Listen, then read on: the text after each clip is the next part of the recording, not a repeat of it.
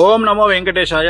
2026 ఆంగ్ల సంవత్సరాది అలాగే శ్రీ పరాభవనామ సంవత్సరానికి సంబంధించి కన్యా రాశి అంటే ఇంగ్లీష్ లో విర్గో అంటారు. సో కన్యా రాశి జాతకం ఎలా ఉందో చూడబోతా ఉన్నాము. ఉత్తర పల్గుని ఉత్తర నక్షత్రం 2, 3, 4 పాదములు, అలాగే హస్త 1, 2, 3, 4 పాదములు, చిత్తా 1, 2 పాదములు. అలాగే ఈ సంవత్సరం వీరికి ఆదాయం 8, వ్యయం 11, రాజపూజ్యం 3, అవమానం 3.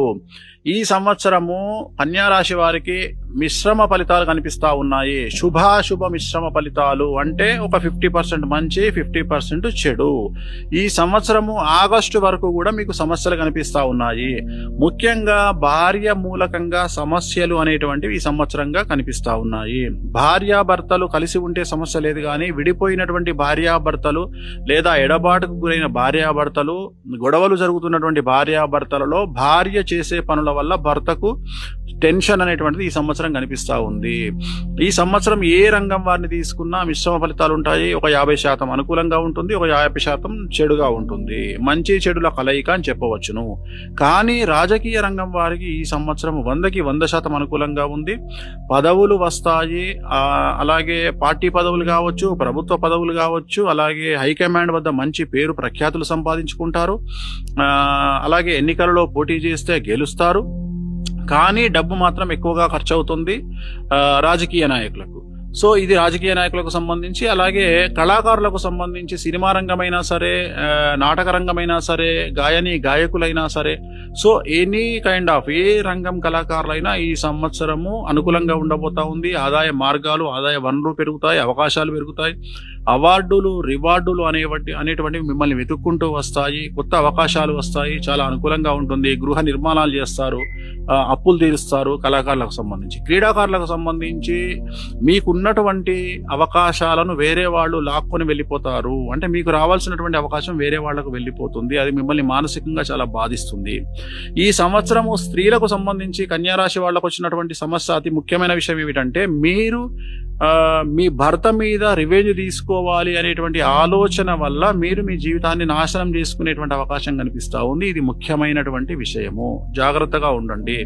తొందరపాటు నిర్ణయాలు, అనవసరమైన శత్రుత్వం జోలికి వెళ్ళకండి. కలిసి ఉండడానికి అవకాశాలు వెతుక్కోండి. కాంప్రమైజ్ అవ్వడానికి అవకాశాలు వెతుక్కోండి. కుటుంబంతో సన్నిహితంగా ఉండడానికి అవకాశాలు వెతుక్కోండి. కుటుంబంతో బాగుండడానికి ప్రయత్నం చేయండి. ఆడవారికి సంబంధించి, విద్యార్థులకు సంబంధించి చెడు వ్యసనాల వల్ల, చెడు స్నేహితుల వల్ల ఈ సంవత్సరం చాలా సమస్యల బారిన పడతారు. ఉత్తీర్ణత శాతం తగ్గుతున్నాయి, మార్కులు తగ్గుతాయి. కొంతమందికి కొన్ని సబ్జెక్టు ఫెయిల్ అయ్యే అవకాశం ఉంది. మీరు కోరుకున్నటువంటి యూనివర్సిటీల్లో కానీ, కాలేజీల్లో కానీ సమస్యలు అంటే సీట్లు రాకుండా బాధపడే అవకాశం ఉంది. వీసాలు రిజెక్ట్ అయ్యే అవకాశం ఉంది. కాబట్టి జాగ్రత్తగా ఉండండి. మీరు ఉదాహరణ విదేశాలకు వెళ్ళేటప్పుడు మీరు నింపే ఫామ్స్ను 1కి 2 సార్లు చెక్ చేసుకోండి. జాగ్రత్తగా ఫామ్ను నింపుకున్న తర్వాతే మీరు ఇంటర్వ్యూస్కి వెళ్ళండి. అలాగే విదేశాల్లో ఉండేవారు పేపర్ వర్క్ జాగ్రత్తగా చేసుకోండి. లేదంటే పేపర్లలో మిస్టేక్స్ వల్ల మీకు ఉన్నటువంటి అవకాశాలు కోల్పోవడము, వీసాలు అవ్వచ్చు, ఉద్యోగాలు అవ్వచ్చు, సమస్యలు వచ్చేటువంటి అవకాశం కనిపిస్తూ ఉంది. మరీ ముఖ్యంగా ఇతర దేశాల్లో ఉండేవాళ్ళు అనధికారికంగా చేసే పనులు చేయకుండా ఉంటే మంచిది. ఉదాహరణ ఉద్యోగం, పార్ట్ టైం జాబులు లాంటివి చేయడం వల్ల మీరు గవర్నమెంట్ దృష్టిలో పడి సమస్యలు తెచ్చుకునే అవకాశం కనిపిస్తూ ఉంది.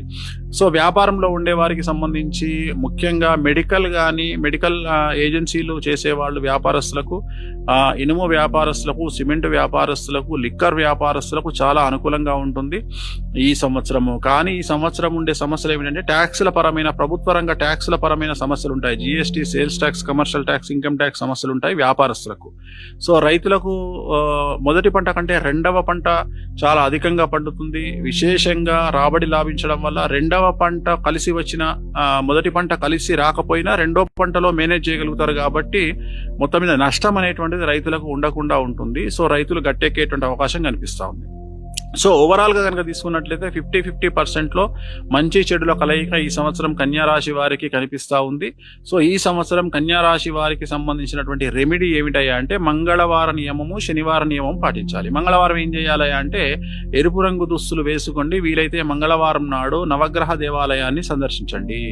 అలాగే శనివార నియమం పాటించండి. అంటే శనివారం పూట, రాత్రి పూట ఒక పూట భోజనం, ఒక పూట పలహారం, టిఫిన్ చేస్తూ ఉండండి. నలుపు రంగు దుస్తులకు దూరంగా ఉండండి.